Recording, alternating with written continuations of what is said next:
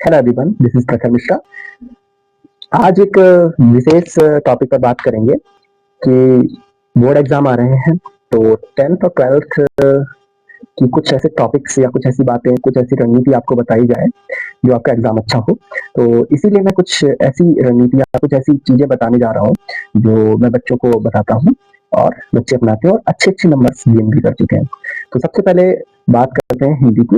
हिंदी में हम यदि बहुविकल्पीय प्रश्न जो हमारे 20 प्रश्न आते हैं उनको अगर अच्छे से हम तैयार कर लें तो वो 20 प्रश्न हमारे अच्छे से तैयार हो जाएंगे। इसके बाद 30 नंबर हमें प्रैक्टिकल से मिलते हैं, तो 30 और 20 50 नंबर हो गए। अगर आपके पास बुक है तो आप बुक से अच्छे से जितने भी उसमें दिए हुए हैं उन सबको आप आराम से कर सकते हैं, और अगर आपके पास मॉडल है तो और बेस्ट है। मॉडल से आप किसी भी प्रकाशन का मॉडल है तो आप उससे अच्छे से जो है क्वेश्चन कवर कर सकते हैं।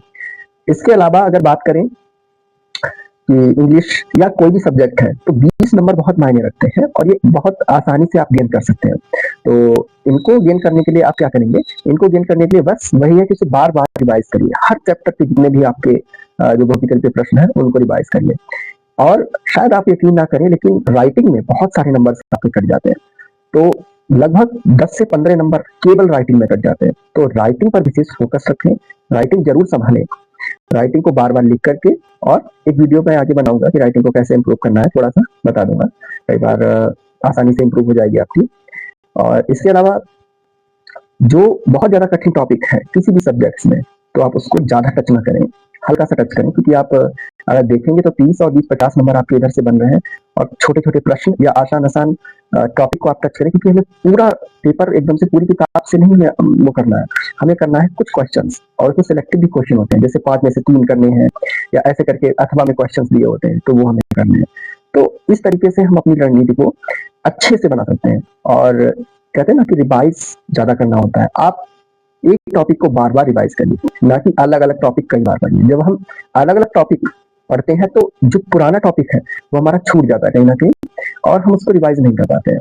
रिवाइज ना कर पाने की वजह से हमारा कोई भी टॉपिक तैयार नहीं हो पाता है और हम बहुत ज्यादा नुकसान में धीरे धीरे चले जाते हैं, जो कि हमें पता नहीं चलता। कई बार में ऐसा लगता है कि सारा हमने तो बहुत अच्छे से पढ़ लिया है, लेकिन जब परीक्षा हॉल में हम जाते हैं, जब रूम में वहां बैठते हैं तो हमें ध्यान नहीं आता है।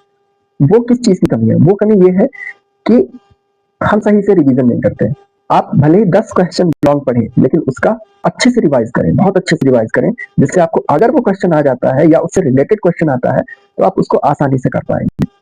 इसके साथ ही इंग्लिश के लिए बच्चे पूछ रहे थे, तो इंग्लिश के लिए मैं बता दूं कि इंग्लिश में आप अगर आपका ग्रामर पोर्शन थोड़ा सा मजबूत नहीं है तो उसे आप कम टच करें। पर लिटरेचर पोर्शन जैसे जो सेंट्रल आइडिया है या पोएम की लाइन्स हैं, क्वेश्चन आंसर है, अगर आप इनको याद कर पा रहे हैं तो आप इसको अच्छे से तैयार करें, ना कि ग्रामर के चक्कर में आप उसको भी खो दें। तो ये बात ध्यान रखिएगा।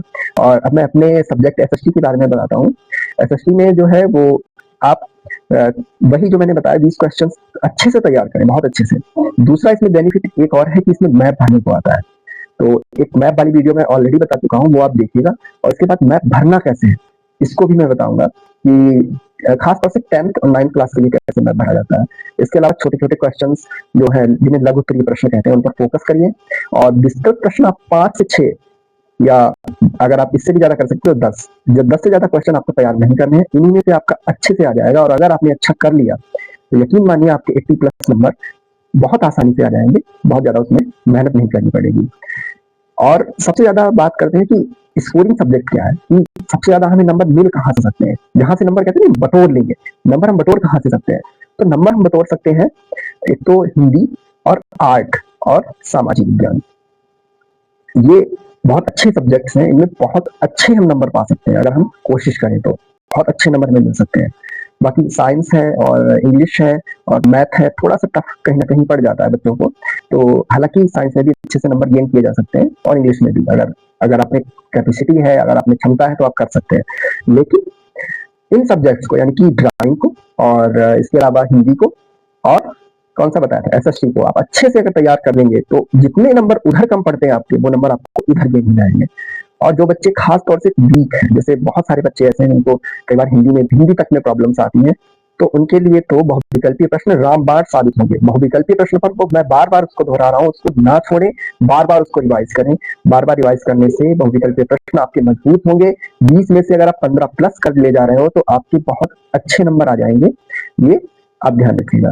तो अगर आपकी समझ आया, वीडियो अच्छा लगा है तो वीडियो को लाइक करिएगा और नेक्स्ट टाइम बताइएगा किस टॉपिक पर वीडियो बनाना है, और देखेंगे फिर। और शेयर करिए, लाइक करिए। Thank you.